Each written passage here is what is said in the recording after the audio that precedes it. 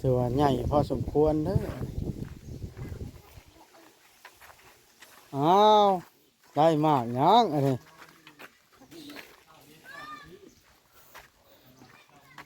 สวัสดีเด้อเอ้ยลำเด้อไอ้ปอนบ่มาบ่เราไปแก่ที่เออคนก็มากระดองกันแล้วก็แบกเขาอยู่ผูกเอ้ยหมดเด้อยู่หน้าอยู่พุ่นเบิดเนาะใช้ว่าพี่มาเฮ็ดเทือนคือบ่มาพอจอยแล้วหมูแล้วเขาผิดกันเขาวะ เฮ็ดกันล่ะ ผิดกันกับอะไรอันเว้าความกันกับเมียเขาวะโอ้เพิ่นเฮ็ดกันกับเมียเพิ่นพุ่นอันแล้วก็สร้าง เขาโทรหากับบ่ติดเดี๋ยวนี้นะเออฮะอย่าลืมกดติดตามเพื่อเป็นกำลังใจให้ผมด้วยนะครับทุกคนขอบคุณมากๆครับพี่น้องก็โดยเปิดภาพขึ้นกันเนาะมาเฮือนพอตู้โสมก็คือพอตู้ของนายหมดเลยพี่น้องอ่ะมาเบิ่งโอ้เพิ่นขุดขุมขุดหยังแล้วเนาะเนี่ย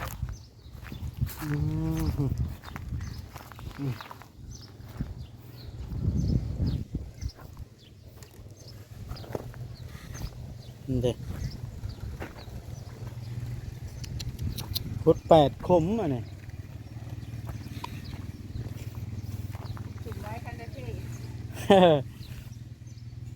ขุดขุมใหญ่แห้งลินี่เนาะต่อ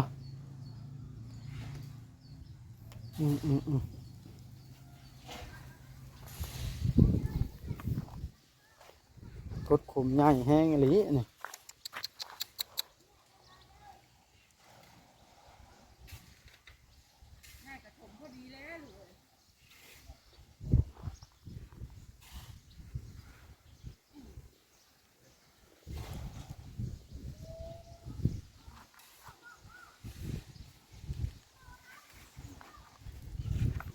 สร้างก็ได้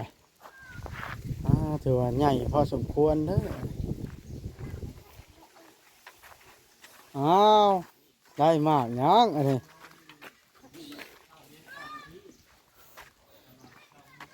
สวัสดีเด้อเอ้ยลำเด้อไอ้ปอนบ่มาบ่เราไปแก่ที่เออคนก็มากระดองกันแล้วก็แบกเขาอยู่ผูกเอ้ยหมดเด้อยู่หน้าอยู่พุ่นเบิดเนาะใช้ว่าพี่มาเฮ็ดเทือนคือบ่มาพอจอยแล้วหมูแล้วเขาผิดกันเขาวะ เฮ็ดกันล่ะผิดกันกับอะไรอันเว้าความกันกับเมียเขาวะโอ้เพิ่นเฮ็ดกันกับเมียเพิ่นพุ่นอันสร้างเขาโทรหากับบ่ติดเดี๋ยวนี้นะเอออย่าเพิ่นเนาะเอาผู้มั่ง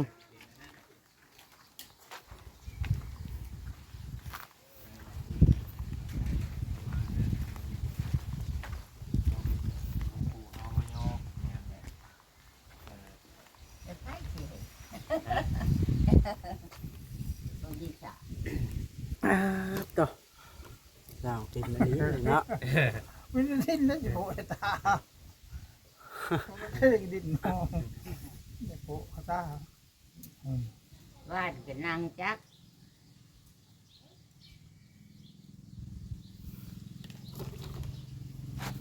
ใช้บ่เวียงแบบเพื่อนนะอันผู้ใหญ่เพิ่นว่าเนี่ย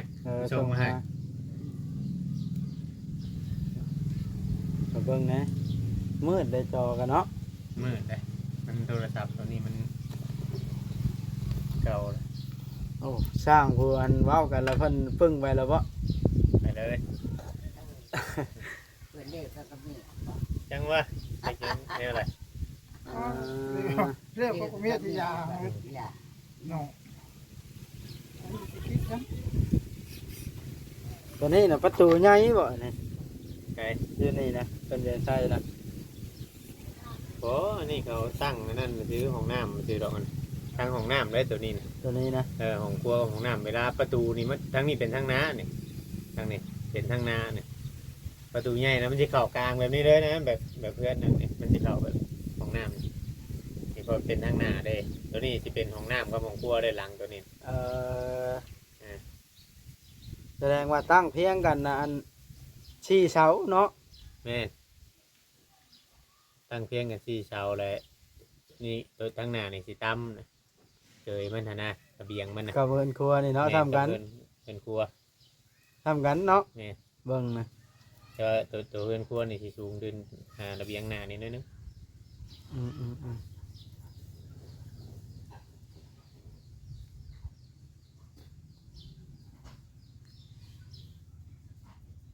เด้งแข็งชุดอะไรนี่ เออสร้างจ้อยก็เฮ็ดบ่เป็นเนาะ บ่มีหยังว่าเนาะเครื่องมือเครื่องหยัง เครื่ ก็ องมือ บ่ได้มี แต่คูบหิวปูนยังบ่มีนะ โดย ให้เบิ่งนี่ ไผเป็นสร้างมาคุดคุมนะ ก็เขาหั่น เขา แหละ ถ้าจะ ชองเคยนะเนาะ เขาเคย ชองเคยนะเมื่อวานนี่ เพิ่นเคิงแล้วบ่เคิงแล้วบ่ ทางเพิ่นเข้ามาแต่ว่ารักที่ว่าแบบคุมนะที่ว่าค่อยตอกรักให้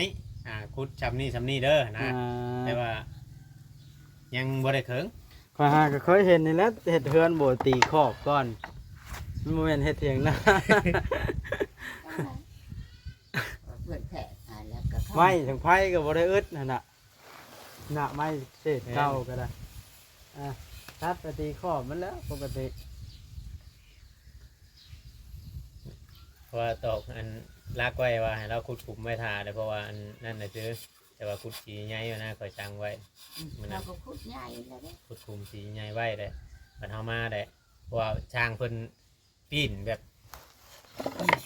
บ่นั่นเลยนะบ่แบบบ่เว้านํแบบติดต่อบ่ได้บ่คุยบ่ได้ซื่อเลยนะ แล้ว แบบ เนาะ เงียบเลยนะมันเลยบ่จักคุมเฮ็ดบาดนี้อันนั้นแต่เฮาตั้งเสาขึ้นก็เอวขึ้นแหละเรื่องเฮ็ดแนวอื่นน่ะเดี๋ยวจังค่อยคุยกันไหมบัด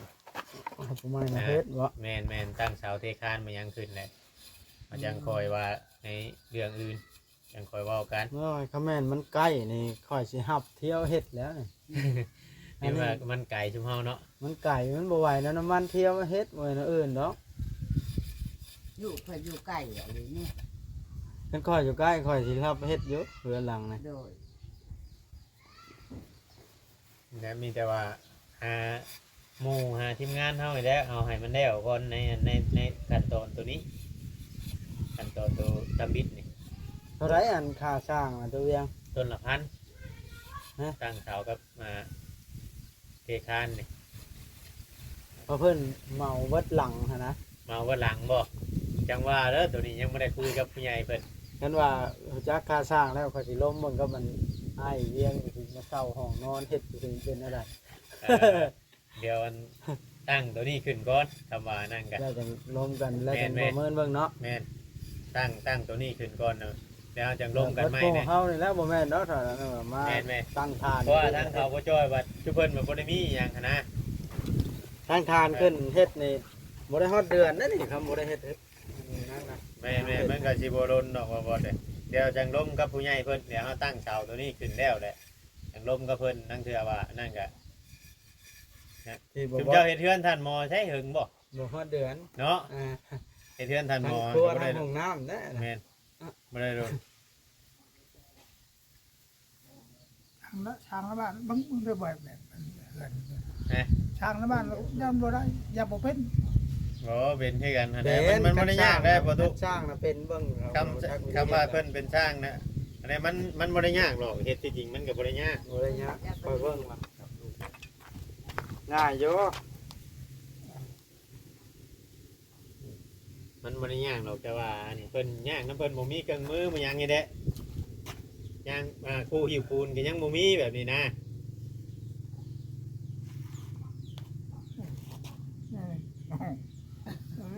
บางชื่อแล้วบางจักที่ยัง จัก บาง ยัง ไป ว่า ชื่อ เฮ็ดได้ก็อยู่ อันจะเบิ่งอันนั้นตัวช้างละบ้านย่ำบ่ได้ตัว เดี๋ยวฟังเพิ่นมา กัน แล้ว สร้างเขาเบิ่งฮู้จักวิธีเฮ็ดรถ ช้างเขาเบิ่งรู้จักเลยเนาะเนาะเขาเคยนะทำไมเบิ่งยังเบิ่งงามเฮาใดยังเบิ่งคู่มันขึ้นบอกจัก จักเปลี่ยนดอก แต่อันคุดคุ้มก็ยังขึ้นบอกจุ่มันจนจะกลางกว้างขึ้นใจเนาะเฮ็ดได้เด้นี่ บ่ตั้งเพียงกันน่ะ4เสานะหั่นน่ะขอเบิ่งนะ ตั้งเพียงกัน4เสา แต่ว่าระดับเฮาเทตีนนี่เฮาสิแทกเป็นย่านเอาเด้ครับพ่อ อันนี้นะหรือว่าเขาจับระดับเพียงกันอยู่ทำอิฐน่ะแต่ว่าเขาสิเอาขึ้นจากเส้นแล้วจับไหมบาดในตัวอันสี่เสาทั้ง เออ หลังกับทั้งหน้า มั นะ นเบิ่งมันแท้คนเหย่าพี่ก็พี่นาพุ่นบ่ขึ้นในใจสิขึ้นตัวเดียว ในใจเปล่าบ่ ชินาพี่ เพื่ มั อน นจีด ช่องหออะไร หน้าเฮือนน่ะ ช่างเป็น หน้าเฮือนนี่มันอยู่พลิก อ่า อยู่ทางเฮือนใหญ่ เป็ พี่ น หน้าเฮื เป็ อน นเขาเฮือน เพราะว่าเบื้องออกทางเสาไฟพุ่นนั่นลังเทื่อต่อไปในอนาคตสมมุติว่าผู้ใหญ่เพิ่นช่วยต่อกะแม่นสิได้เกาะบ่นั่งแบบนี้แหละเก็บ่นั่งให้จุมเจ้าแบบนี้แหละ เออ เก็กระเทิบลงทางหน้าที่เพราะว่าเสานี่มันขึ้น8ต้นน่ะมันยังเหลืออยู่ต้นนึงเสานี่9ต้นเด้เดี๋ยวสิซื้อเข้ามาเพิ่มอีก2ต้นต่อไปหั่นนะแต่ว่าเฮ็ดตัวนี้เฮ็ดบอลให้มันแล้วตัวนี้ก่อนแบบนี้นะประตูเฮ็ดให้มันแล้วแบบนี้ก่อนแหละขอแค่ว่ามันแล้วหลังใหญ่ก่อนนะเฮาได้นอนได้เนาะบ่บอสเฮาได้นอนได้อยู่ได้มันแล้วหลังใหญ่ ยังขึ้นออกจะบ่อยอะไร ก็รู้จักเพียงอันนั้นเพียง ทั้งในมันทางขางมันเพิ่นซ้ำห้องชอกซ้ำมันหนักบุงทั้งในเพิ่น เพราะว่าเสามันน่ะชื่อเนาะ อ่า เสามันน่ะชื่อ เคยเฮ็ดเป็นอยู่แล้วเออแบบนี้มันบ่ได้ยากอหย่างมากมายบ่ได้มีซิกแซกหยัง เนาะ แล้วก็ไว้กอดทั้งหน้าออกให้ง่ายเนาะ เบื้องนั้นเขาก็ลงไปชั้นเลยเบื้องเบื้องข้างทางนะแต่หลายคนก็อาจจะคิดว่าเพื่อนมันคือปินมาแบบนี้แต่ว่าเฮาบ่ได้แม่นแบบว่าเฮ็ดนั่นแบบนั้นเด้เพราะว่าทางนั้นมันถ้าเฮาเอาดึงออกไปทางนั้นน่ะ มันตรงกับสายไฟเฮือน มันบ่ได้วัดพื้นที่ใช่น่ะ ช่างปอนแล้วยังบ่ทันมาเนาะมา ไปตัดพื้นบ่ ตีขอบแล้วให้เขากอยปูนเทรถเนาะ แม่น มื้อนี้มื้ออื่นบ่ย่อนะ มื้ออื่น เข้าไปจ้ะถามเข้าไปก่อนเข้าไปจ้ะ เฮ้ยจ้ะ ไปตัดพื้นในทานบ่เนาะ สวัสดี เวลามาว่าไปแก้พื้น ไปแก้พื้นในทานบ่ นอนไปแล้วไปทำไม บ่แม่นเราก็ยันว่าเฮามาสวยแน่เนาะเราก็ยันว่าเฮามาฮอดสวย ไปญาติลูกมาช่วย มันก็แข็งอยู่ดอกท่านอยู่ดอกมื้อนี้นะเอกะ เท มื้อ ตัว อื่น แร พุ่ ง น ยังคัน แม่นท่านอยู่ดอก กันเทตอนเช้ายกตัวแรงยังได้กันปูนแดงนะเนาะ แม่นแดงนี่คุณแดงกับคุณเขียวชื่อมาไว้ มันก็เขาจะเขาก็ว่ามือพุ่นเลย นั่นแหละเราโทรหาเฮาอยู่เราอยากเทอยู่เมื่อวานนี่ฮะ เออ เฮาว่าเฮือนยังบ่ได้เครื่องได้หยังแต่เฮาเอาหมู่เฮามาเบิ่งก่อนเพราะว่าทางถามทางเราอ่ะเราบ่จัดเราอ่ะถึงแบบไรหั่นนะเฮาว่าญาติมันเป็นเทไปตัว จั ที่ บระดับน้ำข้างแน่หรือว่านี่นะ จังหวะข่อยก็ยังบ่ได้ จังคุดนะผมนะ ได้ จักน้ำ จับระดับ เพิ่น น้ำข้างแน่หรือว่า มุดเรื่องมุดเรื่อง ประตูก็บ่จักหยังนะเนาะประตูเนาะลูกเคยมาเฮ็ดได้ก็เฮ็ดเลยนะ เขาคุดเราลงทำไร เพราะว่าเราว่าเราบ่ได้จับระดับน้ำมาหยังแล้วเมื่อวานนี่ข่อยจังว่าบ่พาให้เทนะก็เทตีนมันน่ะเพราะมันมีเสาต่ำเสาสูงบางเทื่อเฮาเบิ่งจำได้จำนึงบัดเฮาอยากคำว่าบ่อยากตัดเสามาหยังก็ บ่ได้ตัดเสา มั นะ นน่ะนะต่อรังเนาะบ่ บ่แม่นต่อรังเอาอยู่แต่ว่าเสากลางนะสิได้ถมได้ตัวนั้นนะ ให้มันสูงบ่ เสากลางสี่เสาได้ถมขึ้น เอาเทปูนขึ้นมาให้มันหนา ได้ถมขึ้น เลยอัน กันเวลาบ่ทันคุดจะได้คุดแต่อันเสาทางนี้กับทางนั้นนะมาละเสียละเทแท้ละตั้งกันเลยสี่เสากลางนั่นนะแล้วก็คุด50 เซนนี่ทั้งเต็กมันพอดีกับรูปแบบเพื่อนเลย นี่เขาวัดได้ยินแต่เขาอันเพิ่นเว้าเมื่อวานนี่วัดจากมุคานขึ้นมาแบบว่าเอาให้มันพอดีกับมุคานเลยนะแต่เบิ่ง อย่าบัดหน้าดินไม่ใช่บ่านี่เจ้าได้จัง คอยว่าวันหน้าดินมันบ่ซ้ำกันว่ะ ทางนั้นมันสูงทางนี้มันต่ำก็เลยว่าบ่พาให้เพิ่นเทปูน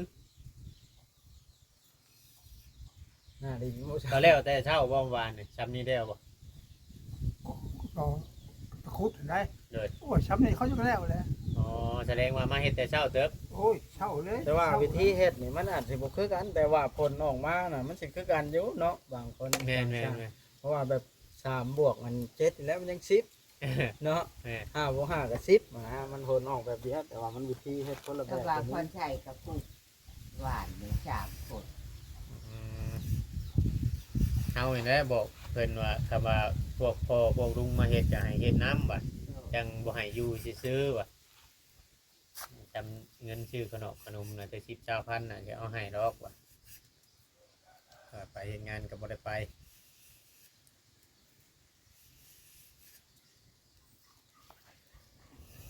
คันว่าขึ้นออกเลยนี่โย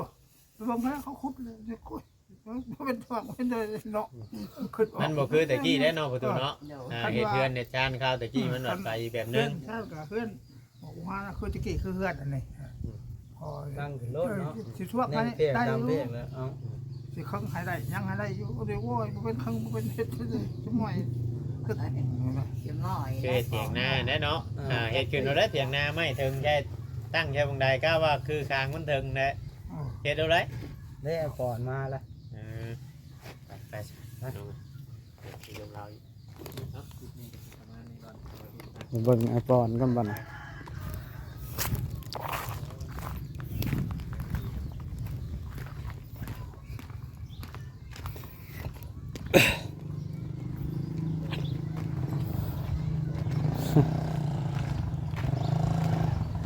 ไอปอนกับสร้างจอยมาแล้ว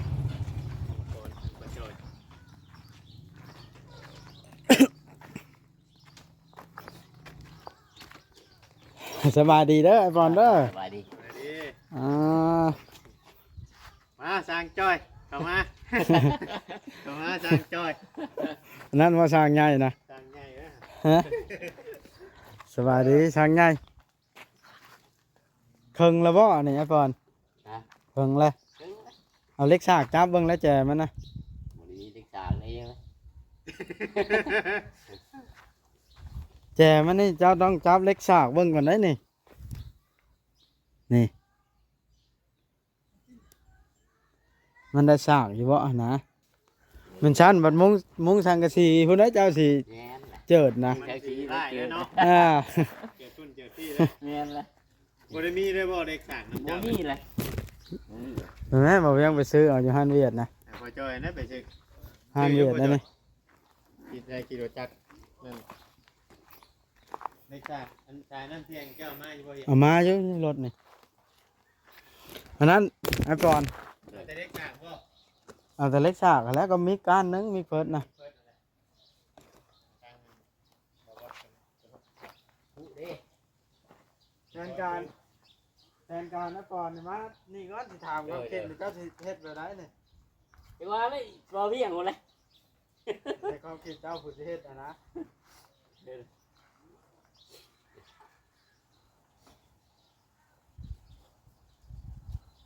ตอนแรกนั่นชาวนี่ในความคิดของข่อยนี่ตอนแรกเนี่ยผมคิดว่าจะเอาลงไปนั่นแหละผมคิดว่าจะตัดเขา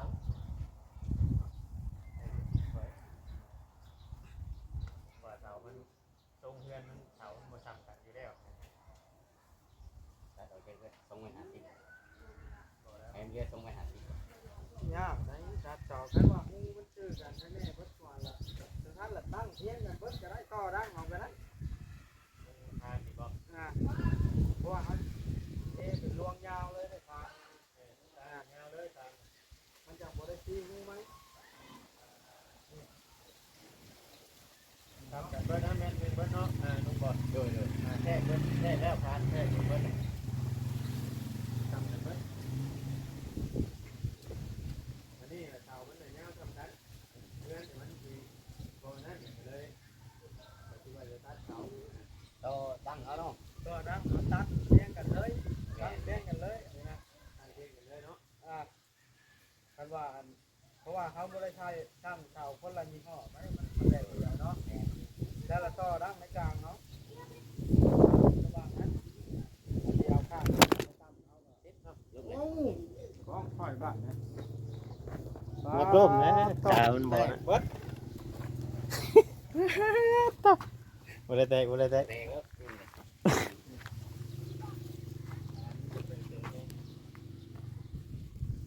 ตั้งเพียงกันรถเอาก่อนเลยแล้วต่อดังเอาก็ได้ กันจะเฮ็ดทรงแบบบ่เวียงให้เบิ่งนะโอ้เนาะ แม่นไหม บัดเฮาเฮ็ดขึ้นพุ่นเขาสิบ่จักดอกว่าเสาใดสั้นเสาใดยาวเพราะว่าเฮาอัดไว้เบิดแล้วเด้เนาะ เลย เฮาตีทวนใช่อยู่แล้วหั่นนะ วันนี้บ่ได้คือว่าตกลงนี่คือว่าบ่ได้ติดต่อมาเลยเชียวเพิ่นนี่เนาะโอ้ยาแล้วเนาะมีแต่ว่ายา แม่นนะยา ติดต่อมาก็บ่เอาแล้วบัดนี้ คลิปนี้ก็สิจบเพียงเท่านี้ซะก่อนรอเบิ่งในคลิปต่อไปเด้อพี่น้องเด้อ